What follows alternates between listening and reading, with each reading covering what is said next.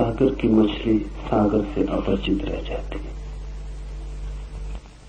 इसलिए नहीं कि सागर बहुत दूर है, इसलिए कि सागर बहुत निकट है। जो दूर है वो दिखाई पड़ता है, जो निकट है वो आंख से ओझल हो जाता है। दूर को जानना कठिन नहीं, निकट को जानना ही कठिन। और जो निकट से भी निकट है उसे जानना असंभव है। इसे थोड़ा हम ठीक से समझ लें, क्योंकि अंतर यात्रा में अत्यंत अपरिहार्य है जानना इसे। पूछते हैं लोग, कहां खोजें परमात्मा को? पूछते हैं कि जो भीतर ही छिपा है वो भूल कैसे गया है? पूछते हैं कि जो इतना करीब है कि हृदय की धड़कन भी उतनी करीब नहीं, श्वासें भी उतनी पास नहीं स्वयं के, वो भी बिछड़ कैसे गया है? जो मैं स्वयं ही हूं उससे भी विस्मृति कैसे हो गई? और उनका पूछना तर्कयुक्त मालूम पड़ता है। प्रतीत होता है वे जो पूछते हैं ठीक ही पूछते हैं, और लगता है कि होना नहीं चाहिए था ऐसा। जो मेरे भीतर ही छुपा है उसे ही मैं नहीं जान पाता हूं, जो मैं ही हूं वो भी अपरिचित रह जाता है। तो फिर परिचय किससे होगा? पहचान किससे होगी? ज्ञान किसका होगा? जब पास ही छूट जाता है हाथ से तो दूर को हम कैसे पा सकेंगे? और ऐसा नहीं कि वो आज पास हो गया हो, वो सदा से ही पास है। अनंत अनंत काल से पार है। उससे क्षण भर को भी हमारा छूटना और दूर होना नहीं हुआ है।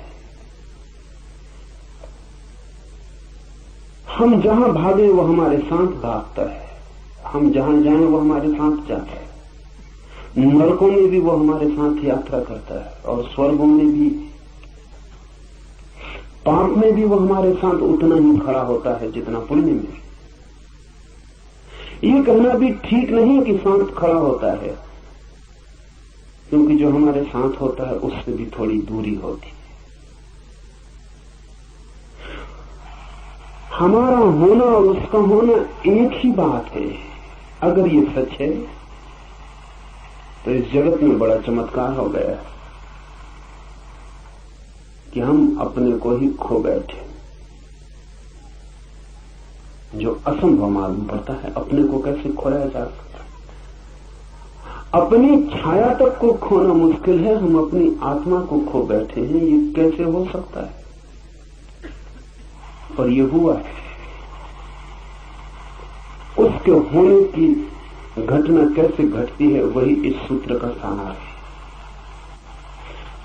इस सूत्र में प्रवेश करने के पहले इसके बुनियादी आधार समझ लें।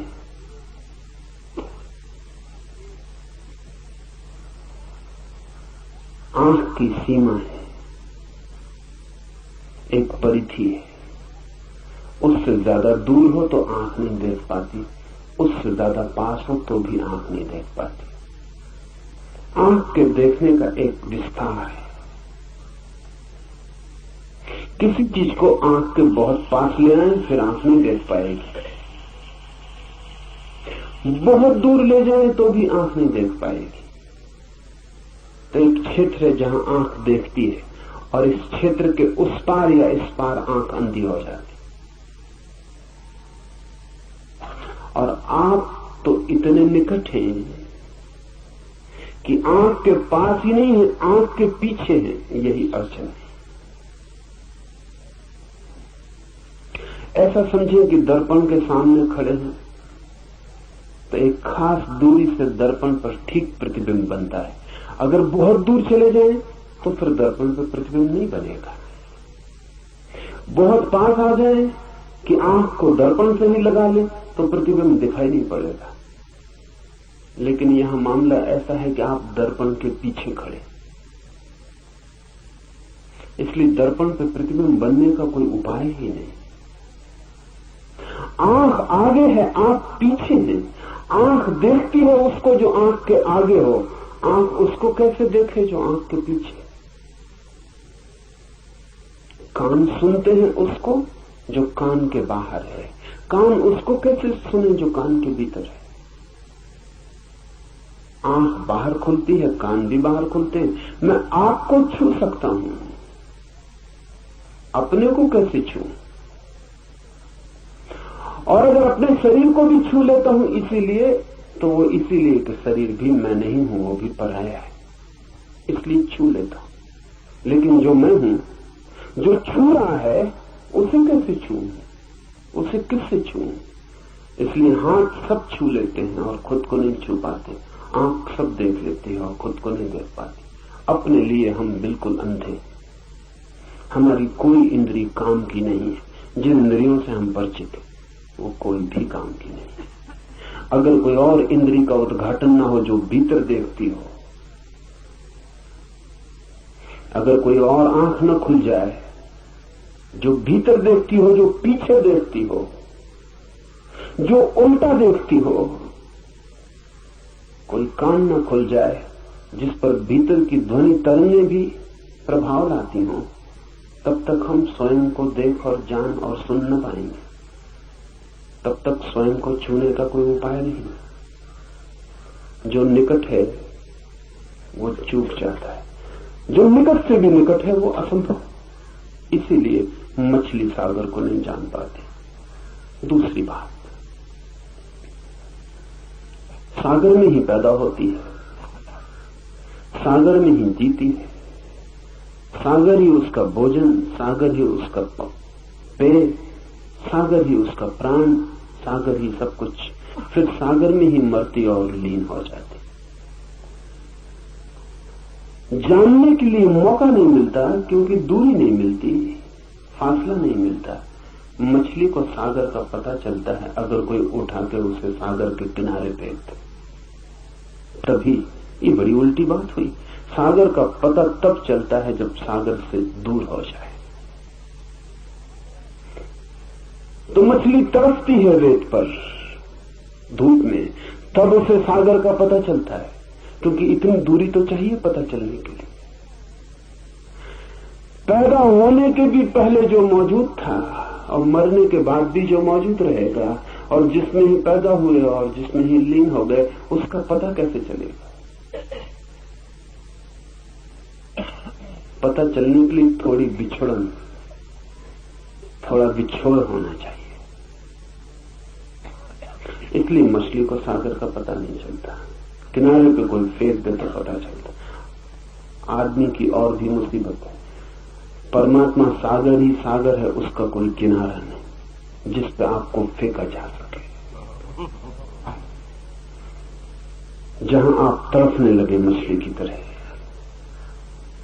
ऐसा कोई किनारा होता तो बड़ी आसानी हो जाती। ऐसा कोई किनारा नहीं, परमात्मा सागर ही सागर है। इसीलिए तो जो परमात्मा में किनारा खोजते हैं वो उसे कभी नहीं खोज पाते। जो परमात्मा की मझधार में डूबने को राजी हैं, उनको ही उसका किनारा मिलता है। किनारा है ही नहीं, खोजने का कोई उपाय नहीं। और किनारा हो भी कैसे? सब चीजों का किनारा हो सकता है, समस्त का किनारा नहीं हो सकता, क्योंकि किनारा बनता है किसी और चीज से। नदी का किनारा बनता है, सागर का किनारा बनता है किसी और चीज से।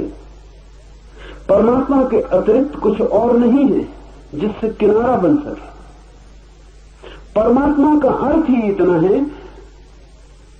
कि जिसके अतिरिक्त और कुछ नहीं।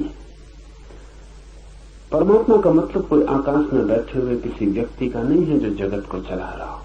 ये तो बच्चों की कहानियां हैं। परमात्मा से अर्थ है उस तत्व का जिसके अतिरिक्त और कुछ भी नहीं। ये उसकी वैज्ञानिक परिभाषा हुई। परमात्मा का अर्थ है समस्त, सर्व, सब कुछ, जो भी है। जो भी है उसका कोई किनारा नहीं हो सकता है, क्योंकि उसके अतिरिक्त कुछ किनारा बनने को बचता नहीं है। इसलिए परमात्मा मझधार है, वहां कोई किनारा नहीं। जो डूबने को राजी है वो उबर जाता है, जो उबरने की कोशिश करता है बुरी तरह डूबता है।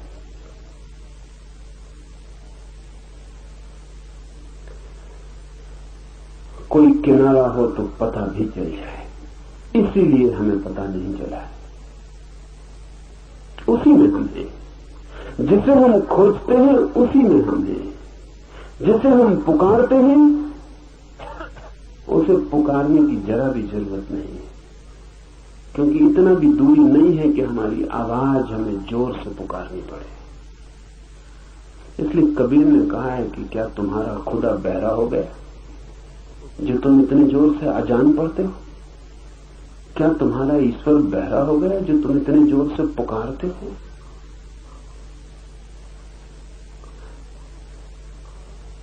इतने पास है कि आवाज देने की भी तो जरूरत नहीं। अगर मौन भी कुछ भीतर होगा तो वो भी सुन लिया जाएगा, इतने पास है। दूसरे को पुकारना हो तो आवाज देनी पड़ती है, खुद को पुकारने के लिए आवाज देने की भी क्या जरूरत है?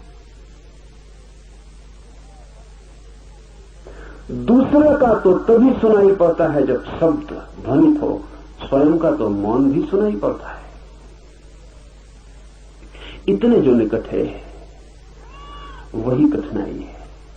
इसे ठीक से ख्याल में ले लें कि सत्य से हम इसलिए चूक गए हैं क्योंकि हम उसी में पैदा होते, उसी से बनती हमारी मांस मज्जा, उसी से निर्मित होती हमारी हड्डियां, वही है हमारा श्वास, वही है हमारा प्राण, वही सब कुछ है। अनेक अनेक रूपों में, अनेक अनेक द्वारों से हम उसी का जोड़ हैं, उसी का खेल।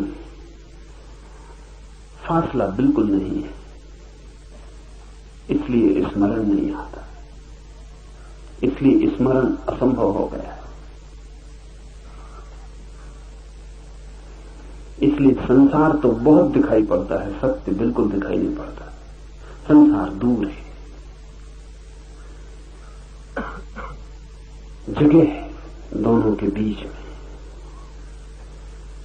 इसलिए संसार की वासना जगती है। वासना का अर्थ क्या है? वासना का अर्थ है जिससे हमें दूरी मालूम पड़ती हो उससे दूरी मिटाने की कोशिश। वासना का अर्थ है जिससे हमें दूरी मालूम पड़ती हो उससे दूरी मिटाने की कोशिश। इसलिए परमात्मा की कोई वासना नहीं, क्योंकि दूरी ही मालूम नहीं पड़ती। या कभी कोई परमात्मा को खोजता भी मालूम पड़ता है तो झूठी वासना मालूम पड़ती। परमात्मा के नाम से कुछ और मालूम पड़ता। नाम परमात्मा का लेता है, चाहता कुछ और है। शक्ति चाहता हो, सिद्धि चाहता हो, धन चाहता हो, पद चाहता हो, कुछ और।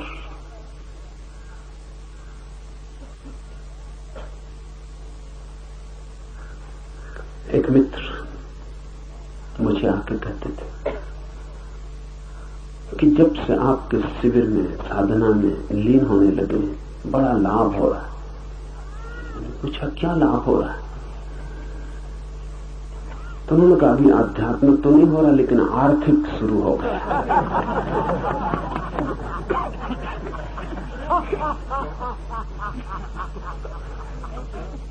ठीक, आध्यात्मिक की इतनी जल्दी भी क्या है? टाला जा सकता, स्थगित किया जा सकता, आर्थिक तत्काल है।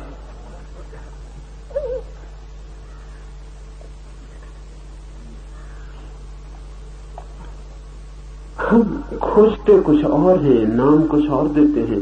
जहां जहां हमने परमात्मा लिख छोड़ा है, अगर जरा हम लेबल उखाड़े तो भीतर कुछ और पाया जाएगा। हम कुछ और चाहते हैं।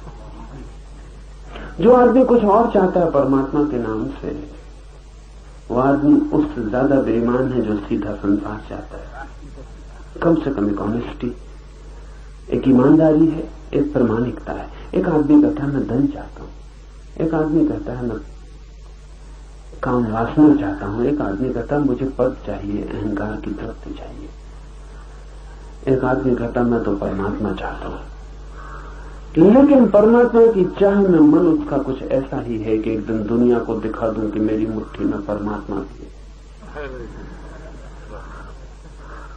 इसलिए परमात्मा की खोजी को अगर ख्याल से देखें, अगर उसका अहंकार बढ़ता जाए तो समझना कि उसकी खोज किसी और चीज की।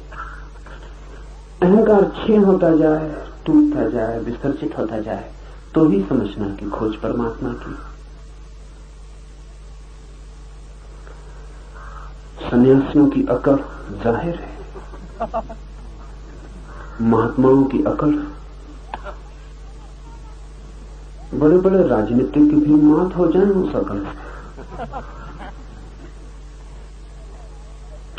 राजनीतिक की तो खोज ही ठीक है, उसी अकड़ के लिए, बाकी भी साफ, उसमें कुछ जाल नहीं है ज्यादा, कुछ होने का मजा ही सारी बात है। लेकिन महात्मा की बात कुछ और है, वो कहता है हम ना कुछ होने की खोज में, और फिर कुछ होता चला जाता है। दो महात्मा मिल जाए तो उनको एक तख्त पे बिठाया नहीं जा सकता, क्योंकि ऊंचे नीचे कौन बैठे, कहां बैठे, इसीलिए महात्मा मिलते नहीं एक दूसरे से, क्योंकि बड़ी दिक्कतें आती हैं। एक मित्र पागल है, थोड़े पागल ऐसे कि महात्माओं को मिलाने की कोशिश करते हैं। वो मुझसे कहने लगे कि बड़ी मुसीबतें आती, यहां तक सवाल उठता है कि अगर दो महात्माओं को मिलाया तो नमस्कार में पहले हाथ कौन जोड़े।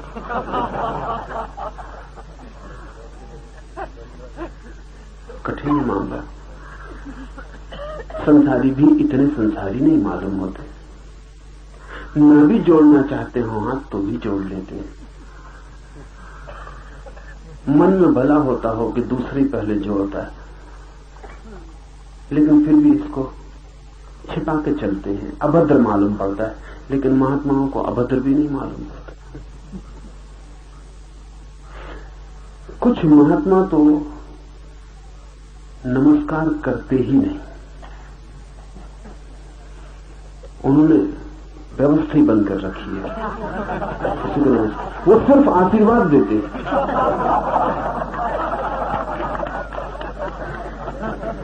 ऐसे एक महात्मा को मिलाने के लिए कोई मित्र कोशिश में थे किसी दूसरे महात्मा को, तो उस दूसरे महात्मा ने कहा और सब तो ठीक, लेकिन हम नमस्कार न करें और वो आशीर्वाद दे दें तो इसमें सब खराब हो जाए। ये हमारी खोज कुछ और है, धर्म से कुछ, परमात्मा से कुछ लेना देना नहीं। हम कुछ और चाह रहे हैं, हम कुछ और मांग रहे हैं, लेकिन बेईमान हैं और हमने शब्द कुछ और ओढ़ रखे। परमात्मा की खोज कैसे हो? क्योंकि दूरी नहीं है। दूरी हो तो वासना जगती है, फासला हो तो दिल होता है दौड़े, फासला हो तो जीतने की आकांक्षा पैदा होती है, कठिनाई हो तो अहंकार को रस आता है पराजित करने का, जीतने का। फासला ही नहीं, दूरी ही नहीं, परमात्मा मिला ही हुआ है। ऐसी हालत जैसे कि तेंजिंग या हिलरी एवरेस्ट पर चढ़ते हैं तो मजा क्या है? पहला आदमी मनुष्य के इतिहास में एवरेस्ट पर खड़ा हो जाता है, और तो एवरेस्ट पे कुछ भी नहीं है, लेकिन एवरेस्ट पर पहला आदमी इतिहास का खड़ा हो जाता है तो अहंकार को एक ऐतिहासिकता मिल जाती। अब दुनिया में जब तक एवरेस्ट है तब तक हिलेरी और तेंजिंग का नाम मिटाना मुश्किल है।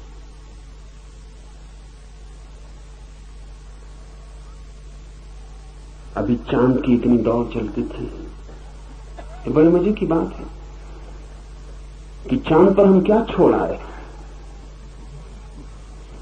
जो गए वो ईसाई है, लेकिन जीसस की मूर्ति नहीं छोड़ा है, झंडा छोड़ा है अमेरिका का। थोड़ा सोचे, झंडे असली हैं, जीसस वगैरह सब झूठे हैं। ख्याल भी नहीं आया अमेरिका के यात्रियों को कि जीसस की एक छोटी मूर्ति भी ले जाएं कम से कम। झंडा ले गए।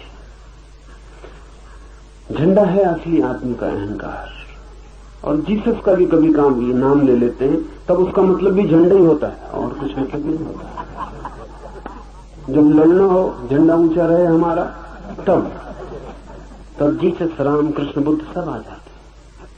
मगर उनका भी उपयोग झंडे से ज्यादा नहीं है। वो भी आदमी के अहंकार पर लगाई गई पताकाएं हैं। चांद पर हम छोड़ाए हैं झंडे। आदमी इस आकांक्षा में लगा रहता है कि कुछ मैं कर दिखाऊं जो मैं ही कर पाऊं, ताकि मेरा मैं एक ऐतिहासिकता ले ले। पर अगर आप एवरेस्ट पे ही पैदा हुए हो तब बड़ी मुश्किल में पड़ जाएंगे। झंडा भी कहां लगाएं? आदमी परमात्मा पर ही पैदा हुआ है, वही है। आप वहां हैं ही, वहां से आपका कभी जाना नहीं हुआ। वही है आपकी भूमि जहां आप खड़े। इसलिए परमात्मा के पाने में कोई अहंकार की दौड़ नहीं है, गुंजाइश नहीं, कोई तरह का रस नहीं मालूम पड़ता। फिर परमात्मा की वासना ही ना हो तो अभीप्सा, प्यास कैसे जगे? परमात्मा की प्यास बड़े उल्टे ढंग से जगती है। इसे ख्याल में ले लें, क्योंकि उसके अतिरिक्त और कोई रास्ता नहीं। संसार की प्यास जगती है दूरी से, और अगर अलंघ दूरी हो तो आकर्षण भारी हो जाता है। और इसलिए संसार में जो चीजें भी पाली जाती हैं उनका मजा चला जाता है, क्योंकि दूरी खत्म हो जाती है। आप एक स्त्री को पाना चाहते थे, फिर पा लिया। आप एक मकान बनाना चाहते थे, बन गया।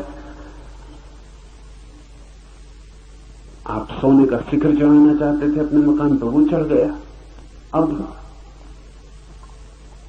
जो मिल जाता है वो व्यर्थ हो जाता है, क्योंकि वो पास आ जाता है, उसमें दूरी नहीं रह जाती। दूर हो, कठिनाई हो, कोई न पा सके, आप ही पा सके तो ही मजा होता है। अमीरी का मजा अमीरी में नहीं है, बहुत लोगों की गरीबी में। अगर सब लोग अमीर हो जाएं, बात खराब हो जाए। अमेरिका में वही परेशानी है। अमीर का मजा कम हुआ जा रहा है। गरीब भी वही कपड़े पहन रहा है, उन्हीं कारों में चल रहा है, उन्हीं मकानों में रह रहा है। गरीब और अमीर के बीच अब कोई बहुत बुनियादी फासला नहीं। अमीर का मजा किरकिरा हुआ जा रहा है। अमीर परेशान है, वो कुछ और तरकीबें खोज रहा है जो वो ही कर सके और सभी लोग न कर पाए। परमात्मा में ही हम हैं, इसलिए परमात्मा में कोई अहंकार के लिए बुलावा नहीं, कोई निमंत्रण नहीं, कोई चोट, कोई चुनौती, कोई चैलेंज नहीं। फिर परमात्मा की अभीप्सा कैसे पैदा होती? संसार की अभीप्सा पैदा होती दूरी से, बुलावे से, चुनौती से। परमात्मा की अभीप्सा होती संसार की असफलता से। इसे ख्याल कर लें। जब आप सब तरफ दौड़ चुकते हैं और सब तरफ हार जाते हैं, सब पा लेते हैं और सब व्यर्थ हो जाता है। खोज पूरी हो जाती है और पूरे होते ही नकार हो जाता है, सब शून्य हो जाता है। हाथ में आते ही सब चीजें मिट्टी सिद्ध होती हैं, दूर सब सोना मालूम पड़ती हैं। जितनी हो दूरी उतना स्वर्ण शुद्ध मालूम पड़ता है। जैसे जैसे पास आता है अशुद्ध होने लगता है, और पास आता है मिट्टी होने लगता है। यूनानी कथा मिदास की है। कथा में बड़ा व्यंग है। कथा है कि मिदास ने ऐसी सिद्धि पा ली, ऐसा वरदान पा लिया कि जो भी छुए सोना हो जाए। हम सब मिदास से उल्टे हैं, जो भी छुए मिट्टी हो जाए। लेकिन बड़ा मजा है, मिदास भी मुश्किल में पड़ गया था, तो हमारी मुश्किल का तो क्या अंत। मिदास जो भी छूता है सोना हो जाता। उसने अपनी पत्नी को छुआ, वो सोना हो गई। उसने भोजन छुआ, वो सोना हो गया। उसने पानी पीने को उठाया, ओंठ तक पानी गया और सोना हो गया। मरा मिदास, बड़ी मुश्किल में पड़ गया, क्योंकि सोने से प्यास नहीं बुझती। और कितनी ही लोग बातें करें, कनक जैसा शरीर, स्वर्ण जैसा शरीर, सोने के शरीर से कोई तृप्ति होने वाली नहीं। कोई कितनी कहे कि मेरी प्रेसी का जो काया है कनक काया, स्वर्ण काया, लेकिन हो जाए तब पता चले, तब सिर धुने बैठ के कि ये क्या हो गया। तो वही काया बेहतर थी। वो मिजाज इस मुश्किल में पड़ गया, कवियों की बातों में आ गया, वरदान मांग बैठा। पत्नी हो गई सोने की, पानी सोना हो गया, भोजन सोना हो गया, लोग उससे भागने लगे, खुद के बेटी बेटी दूर रहने लगे, कहीं वो छू न दे, कोई मित्र पास न आए कि कहीं छू न दे। मिजाज अकेला हो गया, भरा पूरा जगत था उसका, सम्राट था, अकेला हो गया। वजीर पास न आए, सदा एक फासला रखें कि बचने का उपाय रहे, भागने की सुविधा रहे, अगर वो छू ही दे। और मिजाज भूखा मरने लगा, पानी मिले ना, भोजन मिले ना, वो चिल्लाने लगा, चीखने लगा कि भगवान वापस कर दे। वही ठीक था। ये तो वरदान अभिशाप हो गया। मिजाज की यह हालत हो गई, सब चीजें सोने होने लगी, तब हमारी क्या हालत होगी जब जो भी छूते हैं मिट्टी हो जाते। पत्नी दूर थी तो सोने की मालूम पड़ती थी, जिस दिन विवाह किया उसी दिन मिट्टी की होनी शुरू हो गई। 2-4 साल बाद मिट्टी रह जाती, कुछ नहीं है, सब चीजें मिट्टी हो जाती, जो भी छुए मिट्टी हो जाता है। जिस दिन आपको यह अनुभव होता है कि सब दौड़ व्यर्थ है, उस दिन आप उसी जगह खड़े रह जाते हैं जहां परमात्मा है। जिस दिन आपको पता चलता है कि दौड़ के कुछ भी नहीं मिला, कुछ भी नहीं पाया, उस दिन दौड़ते नहीं है, और न दौड़ने की वजह से वो दिखाई पड़ जाता है जो दौड़ने की वजह से दिखाई नहीं पड़ रहा था। दौड़ने की धुन थी सवार, तो दूर की चीजें दिखाई पड़ती थी। दौड़ना व्यर्थ हो जाए तो दूर से आंख पास लौट आती है, और अगर सारी ही दौड़ व्यर्थ हो जाए तो आंख उल्टी हो जाती है। अब तक बाहर देखती थी, अब भीतर देखने लगती। दर्पण घूम जाता है जब संसार में देखने योग कुछ भी नहीं लगता, पाने योग कुछ भी नहीं लगता, खोजने योग कुछ भी नहीं लगता, जब संसार वासना नहीं रह जाती। इसलिए इतना जोर दिया है बुद्ध ने, महावीर ने, उपनिषदों ने कि निर्वासना द्वार है। वासना है दूर जाने की व्यवस्था, निर्वासना है पास आने का द्वार। इस सूत्र को हम ख्याल में ले लें। शरीर के भीतर छिपा है वह अजन्मा नित्य, कभी पैदा नहीं हुआ जो, और सदा है और सदा है और सदा है। ऐसा जो अजन्मा नित्य है वो इसी शरीर के भीतर छिपा है, लेकिन शरीर को उसका कोई पता नहीं। शरीर है पृथ्वी का अंग, वो पृथ्वी के भीतर छिपा है, पर पृथ्वी को उसका कोई पता नहीं।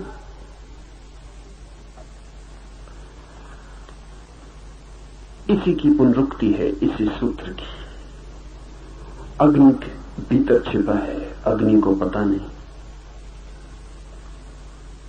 सब जगह छिपा है, और जहां छिपा है, जिसके भीतर छिपा है उसे ही पता नहीं। क्यों?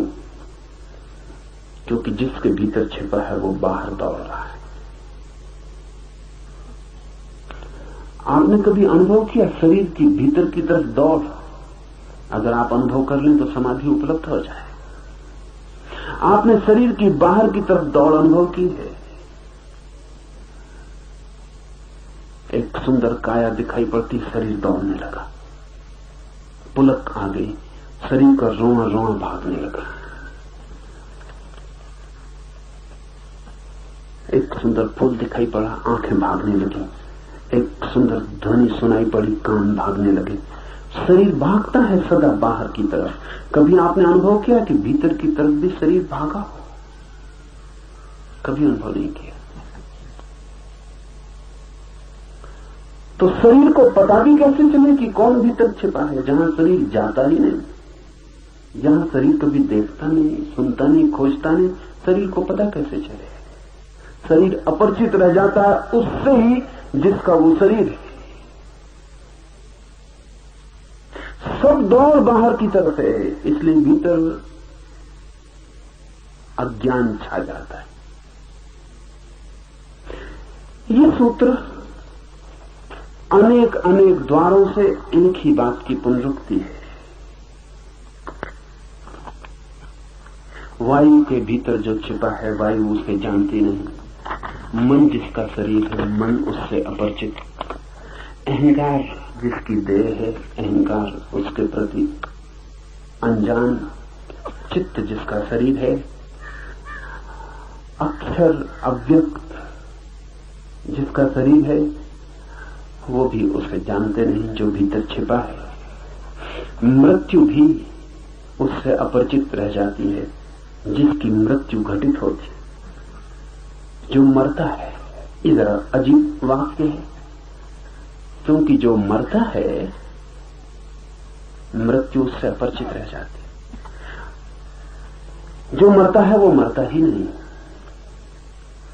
मृत्यु जब घटती है तो कौन मरता है? कोई भी नहीं मरता क्योंकि शरीर सदा से मरा हुआ है, उसके मरने का कोई उपाय नहीं। और शरीर के भीतर जो छिपा है वो सदा से अमृत है, उसके मरने का कोई उपाय नहीं। सिर्फ संबंध टूटता है। अमृत का और मृत का संबंध टूटता है मृत्यु में, लेकिन मृत्यु इतने निकट भी आके उससे अपरिचित रह जाती है वो जो अमृत है। इसलिए तो हम कितनी बार मर चुके और हमें अब तक पता नहीं चला कि हमारे भीतर वो भी है जो मरता नहीं। इस अपरिचय की प्रक्रिया ही यही है कि निकट आके भी भीतर देखना नहीं हो पाता, देखना बाहर ही होता रहता है। मरता हुआ आदमी देखे, मरने को पड़ा है लेकिन बाहर ही देखता रहेगा। अभी भी भीतर जाने का मन नहीं हो रहा उसका। मृत्यु उसे धकाती है, हटाती है शरीर से, लेकिन वो पकड़ रहा है, जोर से पकड़ रहा है और भी जोर से पकड़ रहा है जैसा उसने कभी नहीं पकड़ा था। इसलिए वृद्ध आदमी कुरूप हो जाते हैं, जवान सुंदर मालूम पड़ते हैं। उसका कारण गहरे में शरीर ही नहीं है। जवान शरीर को पकड़ता नहीं, अभी आश्वस्त है। बूढ़ा शरीर को पकड़ने लगता है, उस पकड़ने से सब कुरूपताएं पैदा हो जाती। बूढ़ा डरने लगता है कि अब मरे, अब मरे, अब मौत करीब है। जितना मौत से डरता उतना जीवन को जोर से पकड़ता है, और जितना जोर से पकड़ता है उतना ही जीवन कुरूप हो जाता है। बच्चे इतने प्यारे लगते हैं, पकड़ते ही नहीं बिल्कुल, अभी उन्हें पता ही नहीं कि मौत भी है।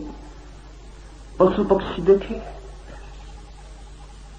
कितना ही बूढ़ा हो जाए पशु, कितना ही बूढ़ा हो जाए पक्षी, उनकी बात कर रहा हूं जिनका आदमी से सत्संग नहीं है। आदमी तो बिगाड़ ही देता है। तो बड़ी हैरानी होती है, जंगल में पशु और पक्षी बूढ़े नहीं होते मालूम पड़ते। जैसा बुढ़ापा आदमी को पकड़ता है ऐसा पशु पक्षियों को पकड़ता नहीं मालूम पड़ता। बच्चे ही बने रहते हैं, किसी गहरे तल पर उन्हें पता ही नहीं कि मौत होने वाली है, इसलिए कोई शरीर की पकड़ नहीं आती। बच्चे में जो ताजगी है,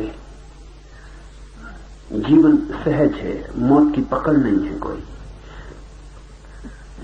बुढ़ापे में कठिनाई आ जाती, मौत साफ होने लगती। जिंदगी अब चेष्टा है, अब प्रयास से जीता है आदमी, अब इंच इंच सोच के चलता है कि कहीं मौत ना आ जाए। इससे दुविधा पैदा हो जाती, तनाव बढ़ जाता भीतर, और पूरे समय चिंता संताप पकड़ लेता, वही चित्त को कुरूप कर जाता है। मौत भी नहीं जान पाती उसको जो भीतर छिपा अमृत है। कारण एक ही है कि भीतर देखने की घटना ही तब घटती है जब बाहर देखने का सारा सिलसिला व्यर्थ हो जाए। इसे थोड़ा हम समझ लें। व्यर्थ कई बार होता मालूम पड़ता है, फिर भी होता नहीं।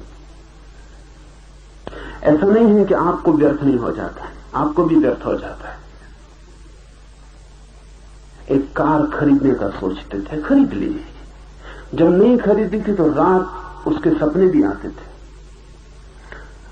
जिस दिन कार की डिलीवरी मिलने वाली थी उस दिन रात सो भी नहीं सके थे, रात भर।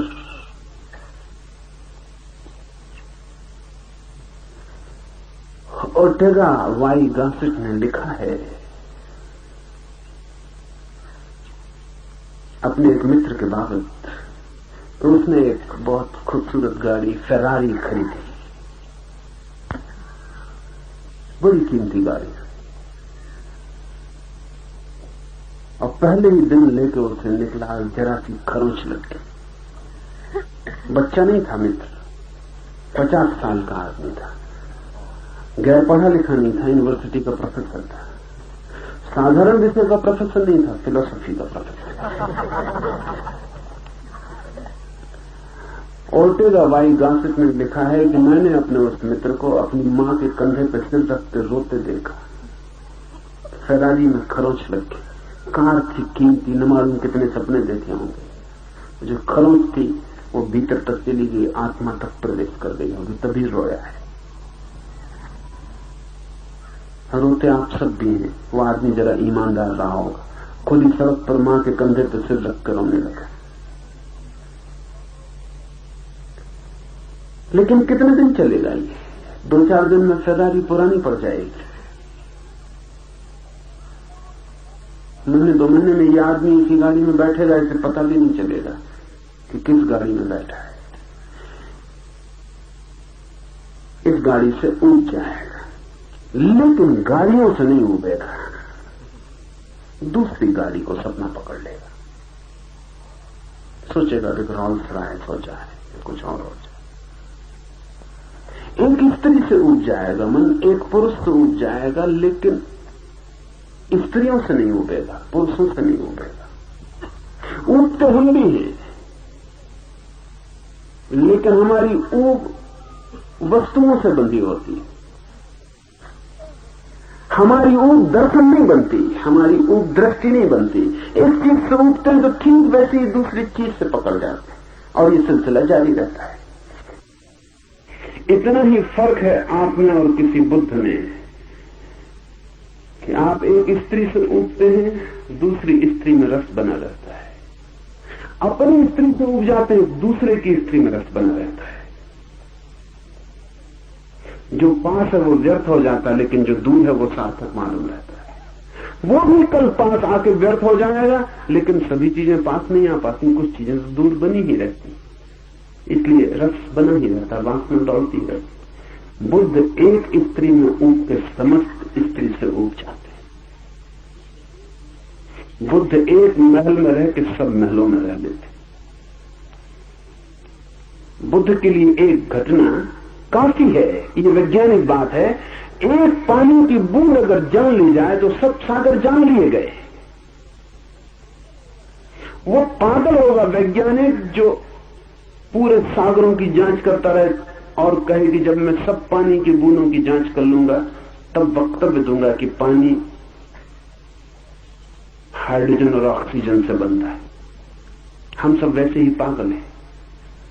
एक वैज्ञानिक एक बूंद को परख लेता, खोज लेता, तोड़ लेता, पा लेता है कि H2O, ये उदजन और ऑक्सीजन के अणुओं का ऐसा जोड़। खत्म हो गए, सब सागर व्यर्थ हो गए, सब सागर जान लिए गए। अब कहीं भी होगा पानी, न केवल इस पृथ्वी पर। वैज्ञानिक कहते हैं कि कोई 50,000 पृथ्वियां होंगी सारे विस्तार में। इन 50,000 पृथ्वियों पर कहीं भी अगर पानी होगा तो भी H2O, तो भी वो बनेगा इसी व्यवस्था से। सारा पानी जान लिया गया एक बूंद को जानकर। एक वासना की व्यवस्था को समझकर सारी वासना को जो जान लेता है वो बुद्ध हो जाता है। एक वासना को पहचान कर उसकी व्यर्थता को, उसकी अनिवार्य व्यर्थता को, उसकी अपरिहार्य असफलता को जो देख लेता, उसकी वासना गिर जाती। उसकी वासना ऐसे गिर जाती है जैसे लंगड़े के बैसाखियां अचानक गिर जाएं।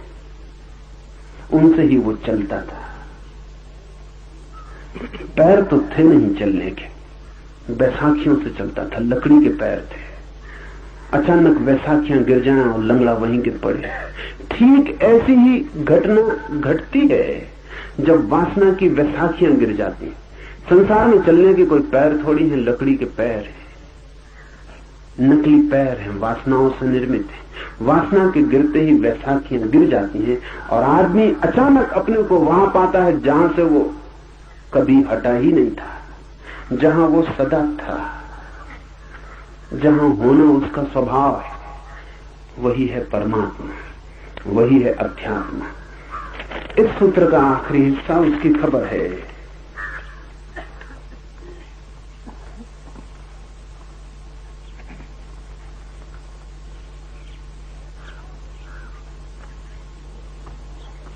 मृत्यु जिसका शरीर है और मृत्यु के अंदर जो है और मृत्यु जिसे जानती नहीं, वही इन सर्वभूतों का अंतरात्मा। उसके पाप नष्ट हो गए हैं और वही एक दिव्य देव नारायण है।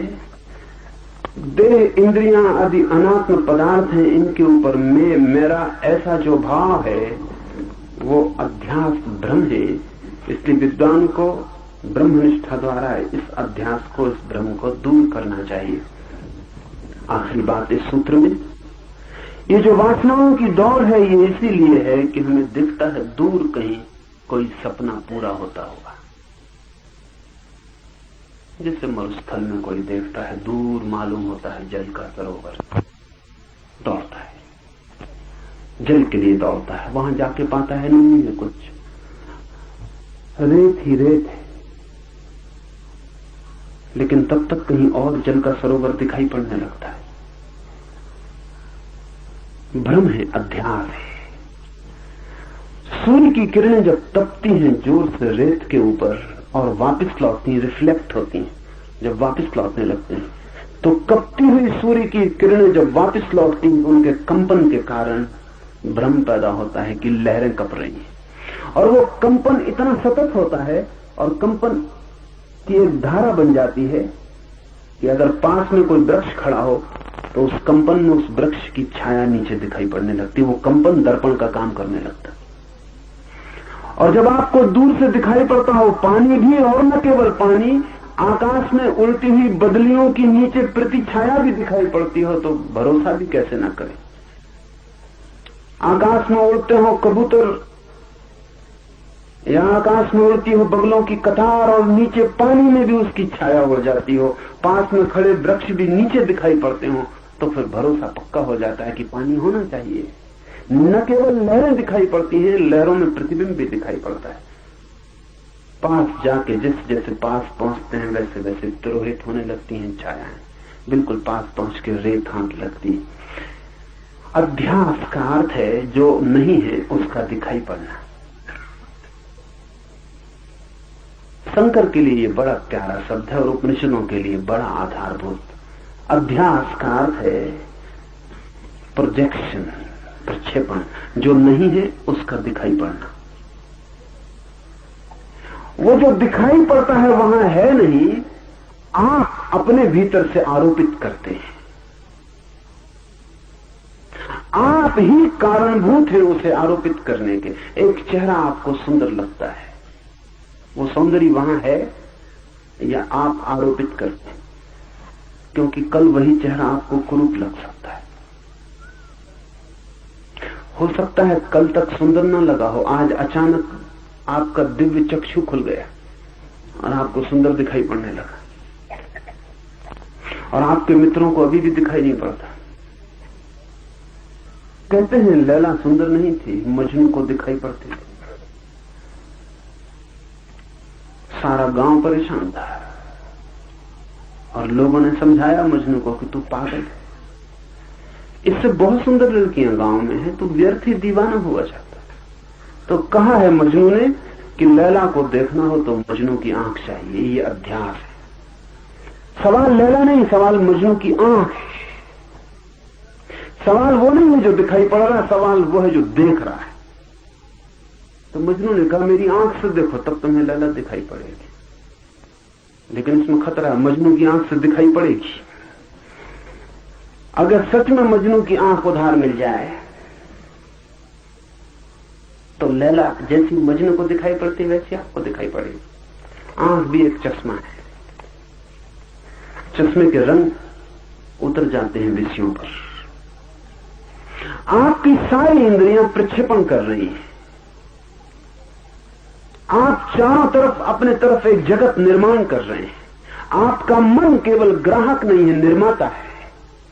आप बना रहे हैं एक दुनिया अपने चारों तरफ, सौंदर्य की, सुगंध की, इसकी उसकी, आप एक दुनिया निर्मित कर रहे हैं। ये दुनिया वैसी नहीं है जैसी आप देखते हैं, ये आप पर निर्भर है। और आप बदल जाते हैं तो दुनिया इसलिए तो बदल जाती है। जवान दूसरी दुनिया देखता है, बूढ़ा दूसरी दुनिया देखता है, बच्चे दूसरी दुनिया देखते हैं। क्या फर्क क्या पड़ जाता है? दुनिया वही है, लेकिन बच्चों के पास वो आंख नहीं है जो जवान के पास। बच्चे भी कंकड़ पत्थर बीन रहे हैं, रंगीन होना काफी है। जवान कहता है फेंको भी इनको, इनमें क्या रखा है, इनकी कीमत क्या है। जवान के लिए अर्थ मूल्यवान हो गया, धन समझ में आने लगा।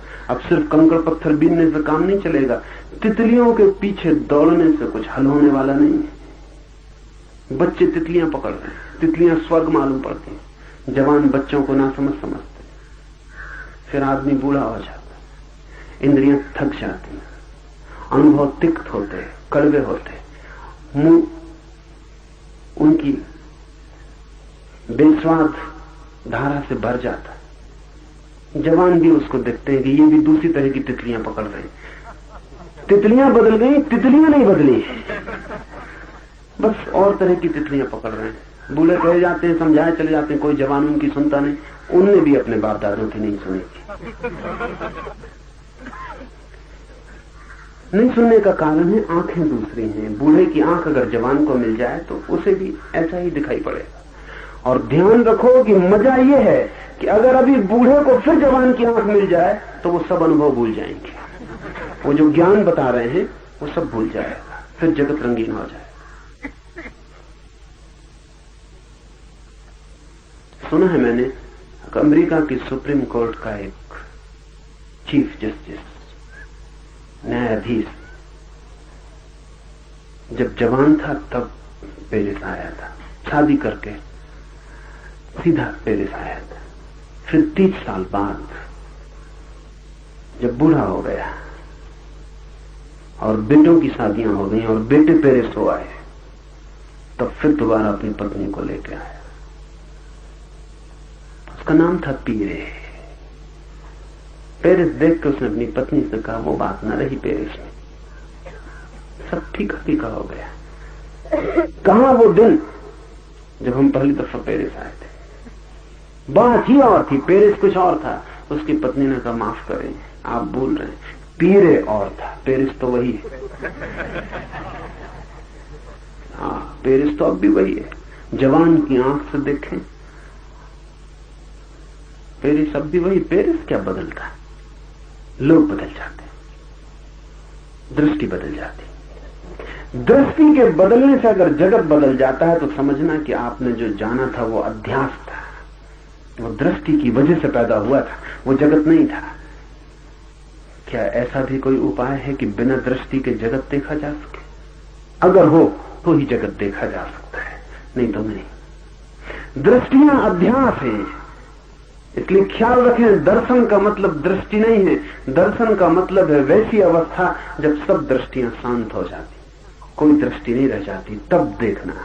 जब अपनी कोई आंख नहीं रह जाती थोपने को, और अपना कोई भाव नहीं रह जाता आरोपित करने को, अपनी कोई आकांक्षा नहीं रह जाती, मरुस्थल को तब देखना जब भीतर कोई प्यास नहीं होती। फिर मरुस्थल धोखा नहीं दे सकता। प्यास की वजह से धोखा हो जाता। पानी की चाह होती है और नहीं मिलता तो चाह और बढ़ जाती है, और जब चाह ज्यादा बढ़ जाती तो मन विक्षिप्त हो जाता है, और जो नहीं है उसे भी मानने का मन होने लगता है। लेकिन एक ऐसी स्थिति भी है जब सब दृष्टियां छीन हो जाती और दर्शन का उदय होता है। कब होती हैं दृष्टियां छीन? दृष्टियां तभी छीन होती हैं जब सभी वासनाएं छीन हो जाती, क्योंकि हर दृष्टि वासना का खेल है, वासना का फैलाव है। तो सूत्र कहता है, देह इंद्रियां आदि अनात्म पदार्थ हैं, इनके ऊपर में मेरा ऐसा जो भाव होता है वो अध्यास है। इसलिए बुद्धिमान को ब्रह्मनिष्ठा द्वारा इस अध्यास को दूर करना चाहिए, ब्रह्मनिष्ठा द्वारा। अपने में निष्ठा द्वारा। हमारी निष्ठा हमेशा पराये में है, किसी और में, अपने में नहीं है। दौड़ कहीं और है, अपने में नहीं है। जहां कहीं और रहे हैं एक जगह को छोड़कर, वो जगह जो भीतर है। ब्रह्मनिष्ठा का अर्थ है ये वासनाओं की दौड़ हट गई, आदमी अपने में खड़ा हो गया। आदमी वहीं खड़ा हो गया जहां कोई मन नहीं है, कोई इंद्रियां नहीं है, कोई शरीर नहीं है, सिर्फ शुद्ध चैतन्य है।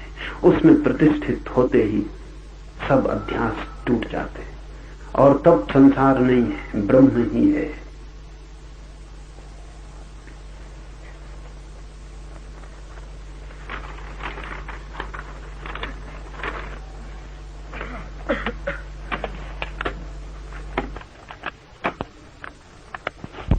जब मैं हिंदी में बोल रहा हूं, बहुत लोगों को हिंदी समझ में नहीं आती,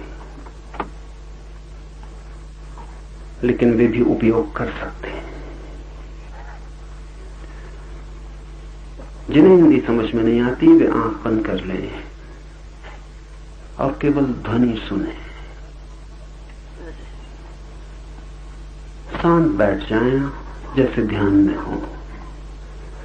और बहुत बार जो शब्द समझ के भी समझ में ना आता, वो मात्र ध्वनि सुनने से समझ में आता है। जब मैं अंग्रेजी में बोल रहा हूं, जिन मित्रों को अंग्रेजी समझ में नहीं आती, वो ऐसा न सोचें कि उनके काम का नहीं है। आंख बंद कर लें और जो मैं बोल रहा हूं उसकी ध्वनि पर ध्यान करें। समझने की कोशिश न करें।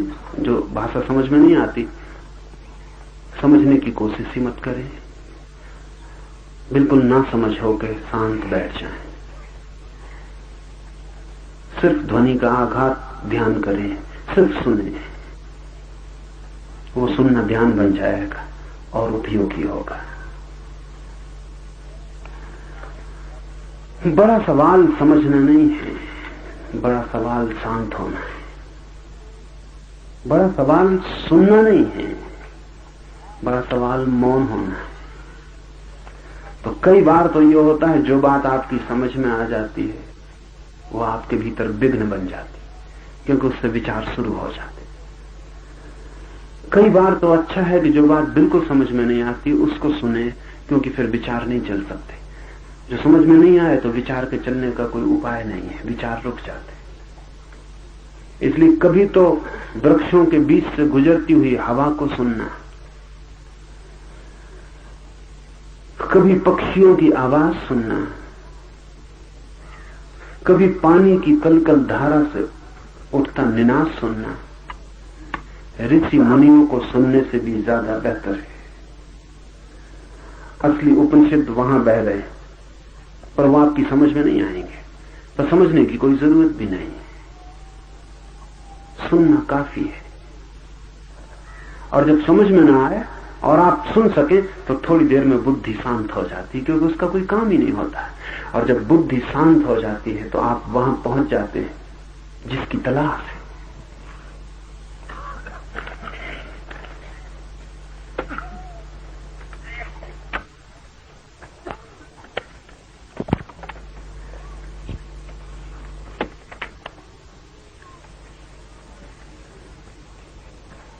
Man is a periphery, but also a center.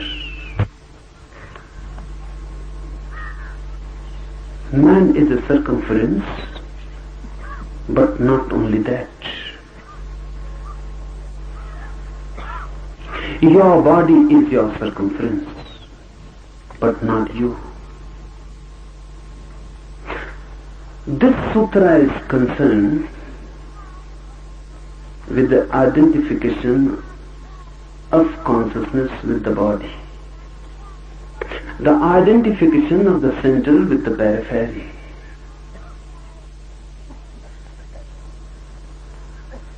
The body is just your abode, just a house, not even a home, just a house. You are in it, but you are not it. But the mind believes itself to be the body. That is known as adhyas, illusion, projection. Why this mind takes body as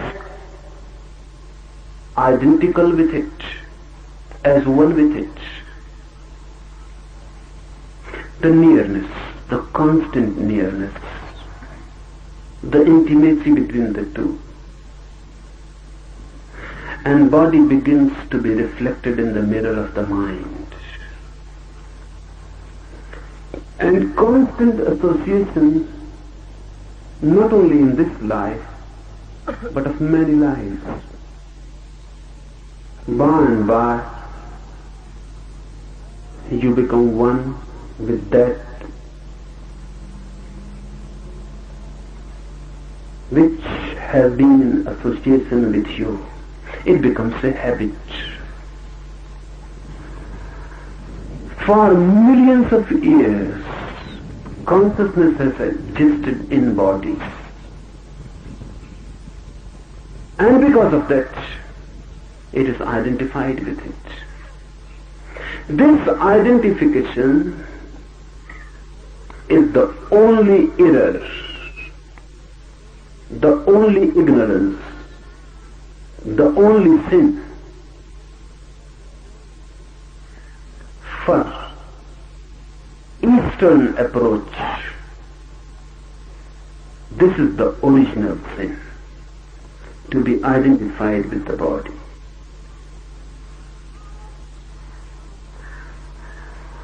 How to be non-identified again? How to become aware that you are not your body, you are not your mind? How to go in and find out the forgotten center? It is always there.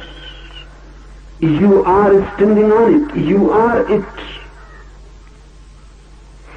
But your eyes, your senses have taken you far away.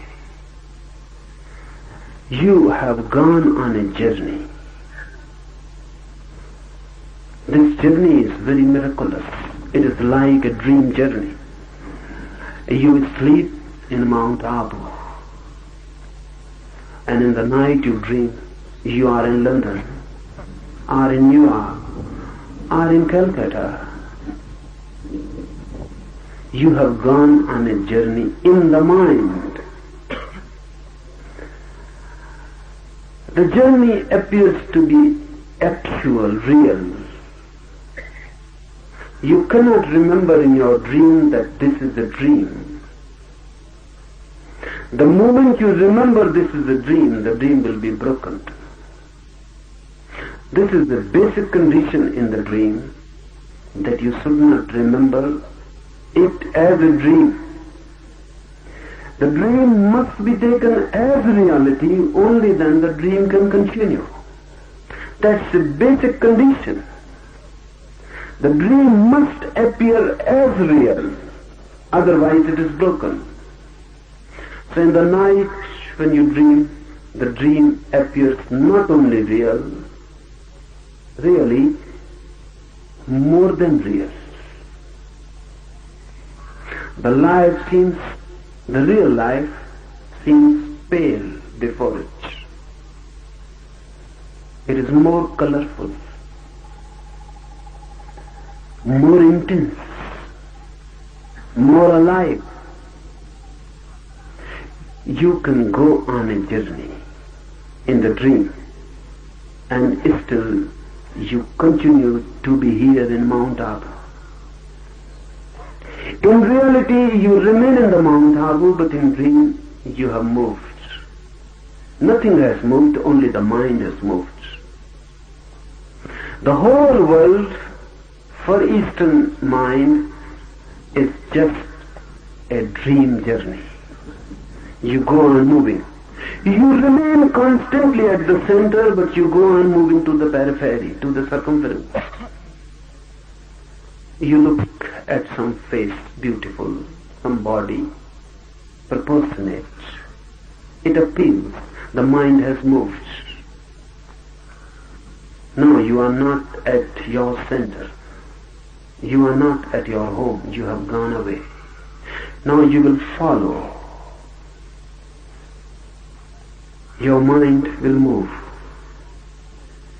Any desire is a movement. Any motivation is a movement. Movement of the mind. You see a beautiful car, or you see a rich palace, and the mind starts desiring. You start moving. You remain at the center, but the mind is not there. You have forgotten the center. Now the mind is attached with the objects of desire. Those objects or desires become your clinging. That's why mind goes on and on, out and out. And you are at the center. This creates a division. This divides you into two. And because you never return to the center, you never go back to it, ultimately you forget that you have a center. More civilized, more cultured, educated the world becomes, more centerless. Everyone is just a circumference. The master is missing. The house is there. The center is not there. And even if you try to reach the center, you cannot reach it because you don't know how to reach it.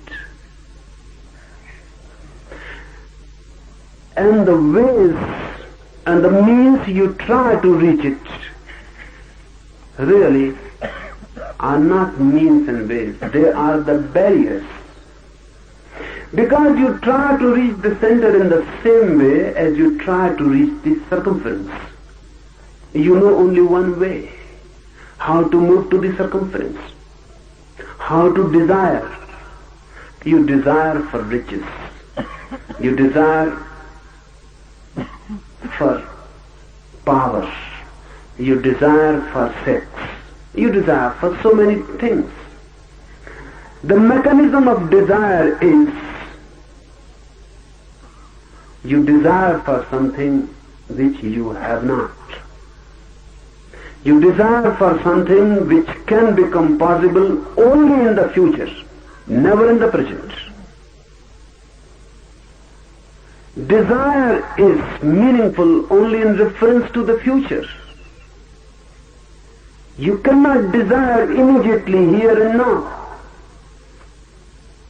You will need time. Desire needs time to move. So you desire for the tomorrow. You say tomorrow or in the next life. This will happen. This I would like to happen. I hope for this. Desire is basically future oriented. And desire means something which you don't have. This mechanism, if you apply to the inner journey, will become a barrier. This mechanism cannot help.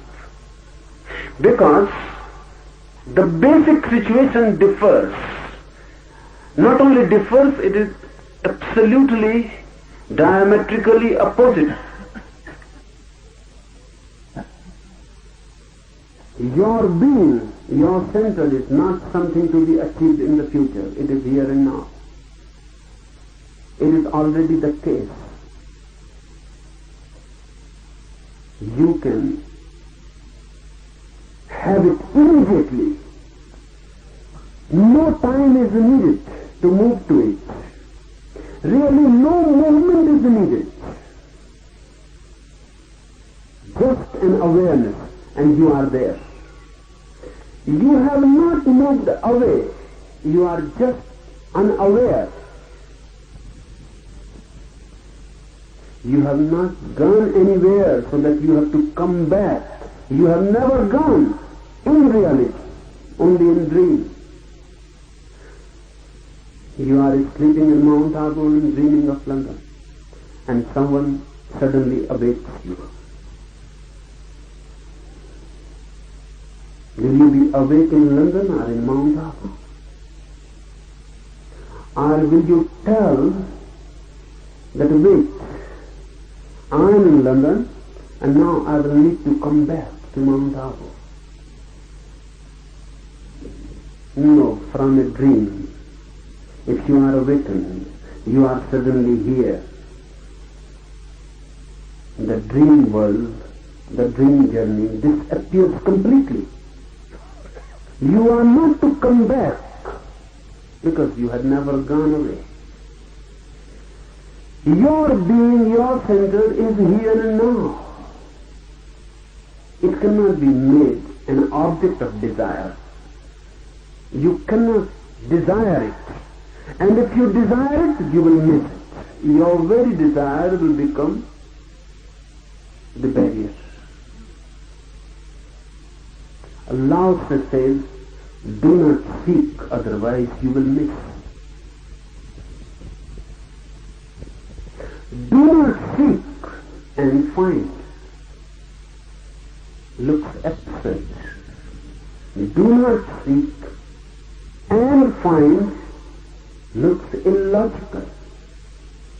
It is not.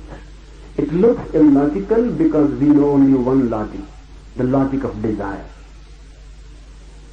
If someone says, do not find riches, do not seek riches, and you will find, it is illogical. You will never find. If someone says, don't long for worldly things, and you will find them, nonsense. You will never find them. You will have to seek. Then too it is difficult to find them.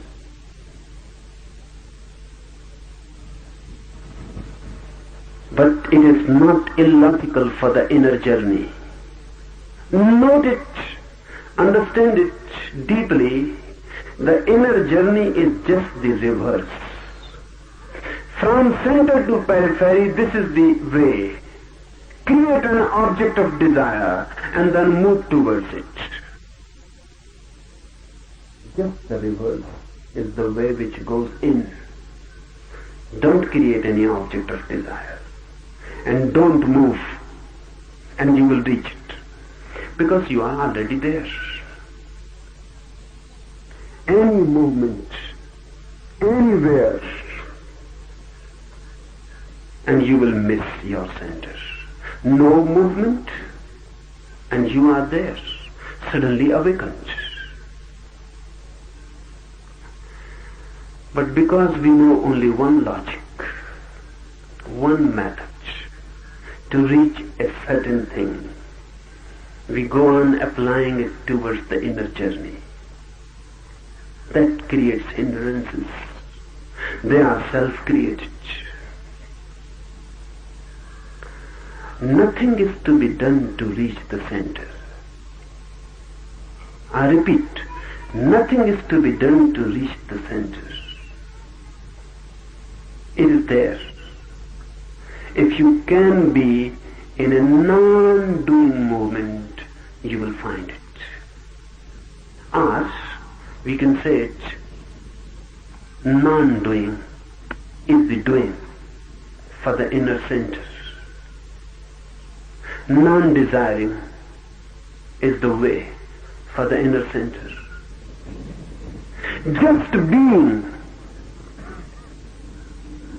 not becoming, is the gaining of it.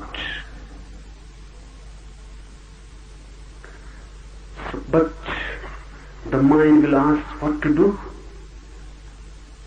Even if I say, don't do anything, the mind will constantly go on asking, but how? How not to do anything? What to do to achieve this non-doing, this non-action? how it is to be achieved. And how means something is to be done. So one secret I will tell you. All the techniques of meditation, the one which we will be doing just after the talk, all the techniques are really just toys to play with. Because the mind goes on asking what to do, so the technique supplies you. Do this. By that doing, you are not going to reach the center. But by that doing, suddenly you will be exhausted. Suddenly, totally moving in that doing, the doing will stop. As I said last night, you cannot be angry totally. If you try to be totally in anger, anger will disappear and compassion will arise. You cannot be hating totally. If you hate totally, at the climax, hate will disappear and love will arise. You can be in love totally. The same. If you do, in no doing you can be totally. Your being remains out of it. You go on doing a certain thing, your being remains out of it. It can never be total. You walk. Can you walk totally? You cannot. Because a certain inner point remains non-walking. It will never walk. You go on to the moon. It will never go anywhere. It will remain there, inside. Just sitting there. That's why if you love and your love is an act, an action, then your love too cannot be total. If you are doing love, if you are making love, love too cannot be total, because no action can be total. The being remains out. The love can be total only if you become love. It is not a doing. You are love. You are not making love. Your very being is love. That's why hate cannot be total, because your being can never become hate. You can hate someone, but your being can never become hate. Your being can become love. No doing, no action can be total. Only being can be total. So I will suggest you a method to do. And the trick, I may be allowed to call it a trick. And the trick is this, that if you go totally in it, suddenly a moment will come, all doing will cease, all effort will cease, and you will be thrown back to your center. And there will be no doing, no effort. Simple existence, innocent existence, just being. Tanka, one Zen master, was standing on a hill, just standing. 3 persons were walking, just taking a morning walk. So they started talking about Tanka, what he is doing there. The first one said, sometimes he goes there to find out his cow. The cow, it seems, didn't return in the night back. So he has gone there and he's just looking from a high point where the cow is. But the second one says, this seems not right. Because Tanka is just standing without moving. If he was searching something, he must move. His face seems fixed. And even from this faraway point, we can infer his eyes are closed. The second one said, I propose another hypothesis. He is not looking for his cow. Rather, he is waiting for some friends who might have accompanied him, but are left somewhere behind. He must be waiting. But the third one said, he cannot be waiting, because if someone waits, sometimes he looks back. He never looks back. He is just standing like a statue. So I propose the third idea. He is meditating. It was difficult to decide, and they argued. So ultimately they decided we must go to him and ask what he is doing. So they went. They asked Tanka, what are you doing? The first one said, are you in search of your cow? The cow has not returned home. Tanka is reported to have said, I have no home in this world and nothing to miss. Who has said to you that I have a cow? The cow is there, of course, but I don't have it. So there is no question of finding it, searching for it. So the second one was delighted, and he said, then my hypothesis is going to be right. You are waiting for some friends who are left behind? Tanka laughed and said, I have no enemies, so I cannot have friends. And I am alone, so I cannot leave someone behind. I came alone in this world. I am alone in this world, and I will leave this world alone. So I am neither disturbed by enemies nor by friends. Then the third one was, of course, delighted. And he said, now nothing is left, and my hypothesis is right. You are meditating, are you not? Tanka said, I am not meditating. Because really I am not doing anything. I am just standing. I am. I am existing, not doing anything. But this is meditation. Meditation is not doing something. But you cannot take a jump immediately into non-doing. So I suggest, make your doing total. Move into it so deeply and so totally that suddenly the doing drops.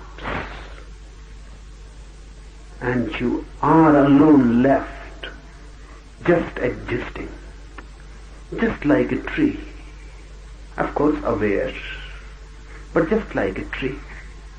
Just like a flower. Aware, but just like a flower existing. Just like a stream flowing. Aware, but just like a stream. No mind. Just you alone. No thoughts. When there are no thoughts, you cannot move from the center. You move through thoughts. Thoughts are the ways towards the periphery, and no thought is dropping back to the center. Now I will tell you something about the technique we are going to use. 4 steps. First step, 10 minutes fast chaotic breathing with no system. This is not a yoga exercise. Chaotic, anarchic. Why? Because if you use any systematic breathing, any rhythm, the mind can control it. Mind can control any system. Mind is the great systematizer. So we are here to break the systems, the system of the mind. So breathe chaotically like a madman. Fast. Take the breath in as much as you can and throw it out. Take it in and throw it out. Fast with no rhythm. So that mind is just socked. And breathing is a great device to sock the mind. You must remember that with every emotion breathing changes, and every emotion has its own system of breathing. When you are in love, breathing is relaxed. When you are angry, breathing can never be relaxed. When you hate someone, breathing is different. When you are in compassion, breathing is different. When you are at ease, breathing is so silent that you cannot even feel it. When you are tense, breathing cannot be silent. You can feel it. This chaotic breathing belongs to no emotion. So simply by doing it, you transcend emotions and the mechanism of the mind, and the mind is just thrown off. It cannot continue. 10 minutes mad fast breathing. Second step is a deep catharsis. You have to throw yourself out. The mind has to be thrown out. Laugh, but madly, totally. Cry, weep, whatsoever comes to your mind, but madly. Jump, dance, do whatsoever comes to your. And if nothing is coming, then too, try something. Because mind is a long suppression. So sometimes you feel nothing is coming. Start. Choose anything. Laugh, cry, scream, jump, dance. But do something. Don't just stand there. Do something. And whatsoever you are doing it, do it exaggeratedly. The second step, you must throw your whole civilization, the whole culture.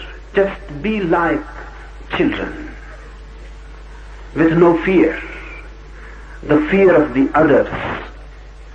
Your eyes are to be closed. You have to use a blindfold. And the third, when all the nonsense that is suppressed is thrown out, when all the madness is thrown out, you have to use a mantra. The mantra is the sound of who. Who, meaningless. It is just a sound with no meaning attached to it. Just who. It is not WHO. It is HOO. Who. Loudly you have to make it and dance with it and move it in totally so that you are adjusted completely. And in the fourth step, you are not to do anything. You are just to fall down and be as if dead.